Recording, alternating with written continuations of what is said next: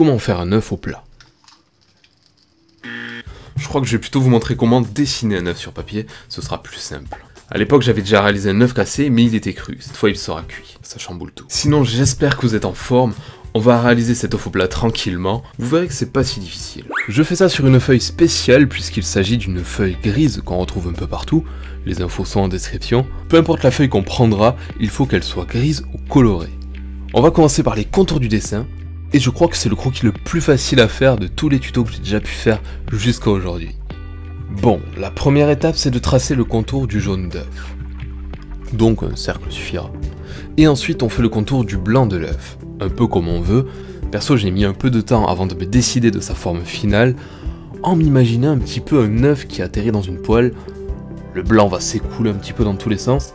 Enfin, pour ma part, je l'ai fait sur une petite surface, pas trop étalée, donc le blanc aura peut-être plus d'épaisseur. Mais on y viendra. Deuxième étape, je passe une première couche de couleur sur le jaune d'œuf.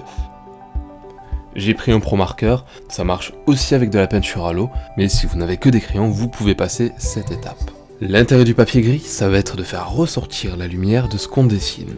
Alors le top, c'est d'utiliser un crayon blanc, un petit peu pastel par exemple. Et on commence à crayonner les contours de l'œuf.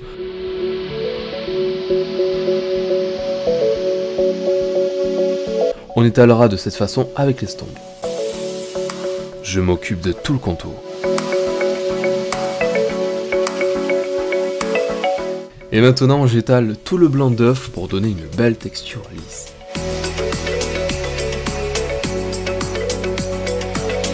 On revient sur le jaune. Je repasse une autre couche orangée pour assombrir encore la couleur.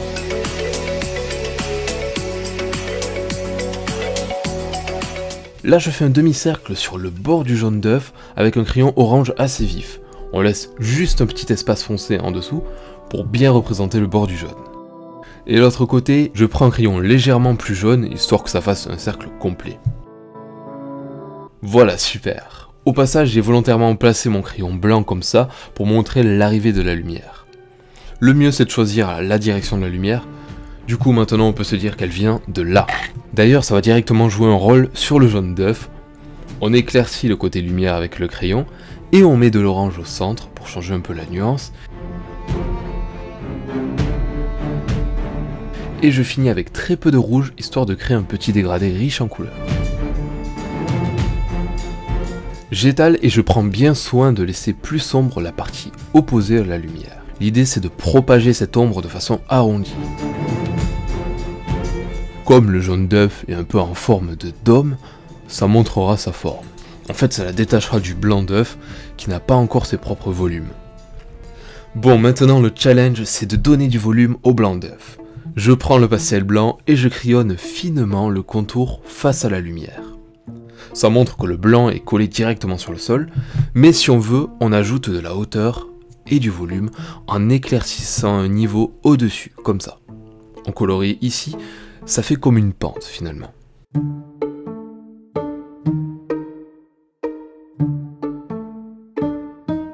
Ici je colorie surtout bien le centre. Il faut qu'à chaque instant, on pense à notre lumière. Il ne faut pas l'oublier. Elle provient d'ici, alors ce côté ici sera plus lumineux et directement touché.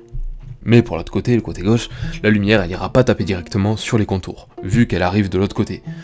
Donc on se contente d'éclaircir la masse la plus haute. Toujours avec le crayon pastel blanc. Ici je fais 3 petits cercles pour préparer les crevasses.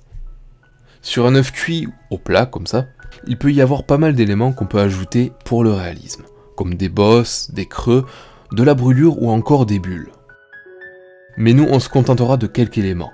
J'en mettrai pas trop pour simplifier un petit peu les étapes, mais faut pas hésiter à en rajouter si vous testez cet œuf. Je prépare des creux, je fais des cercles plus ou moins gros, et pour le blanc, je peux crayonner les zones plus claires par endroits, histoire que notre œuf ne soit pas trop plat non plus. En coloris, faut pas hésiter, voilà. Et là j'estompe tout ça pour adoucir toutes ces bosses et ces changements de niveau.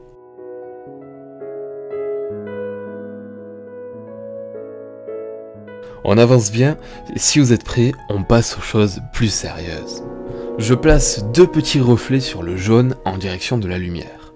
On finira ce reflet tout à l'heure, et on s'occupe enfin du côté obscur du dessin. Je prends un crayon noir type pastel, et je vais colorier le bord de mon blanc d'œuf de manière à créer de l'ombre. L'ombre sera opposée à la lumière, faut pas oublier qu'elle vient d'en haut à droite, donc les ombres seront projetées en bas à gauche, l'opposé quoi.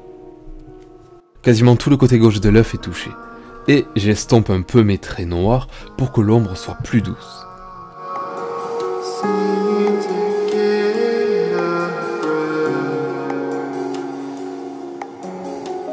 Je crois qu'on a oublié une ombre, est-ce que vous voyez laquelle? Je vous laisse deviner.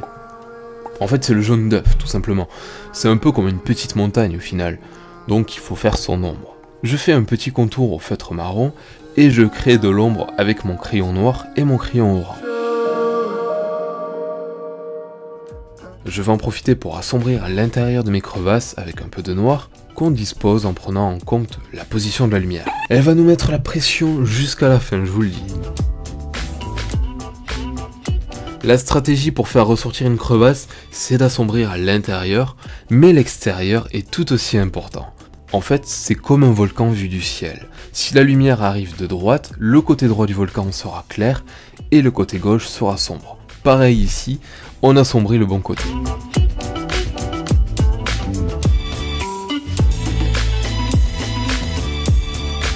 Tout à l'heure, on a ajouté des coups de crayon blanc pour casser un peu le côté plat du blanc d'œuf.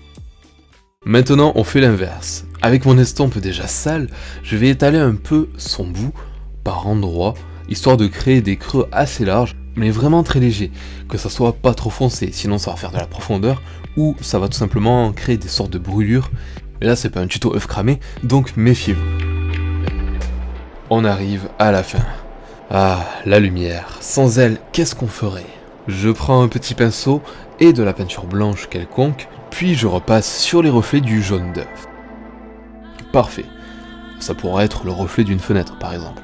Et en suivant la direction, je vais ajouter des points de lumière.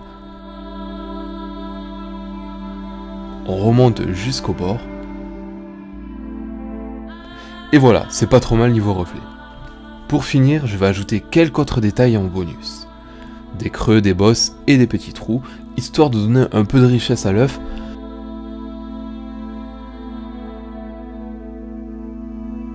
Je renforce aussi mon ombre si nécessaire. Et voilà un œuf au plat, tout prêt.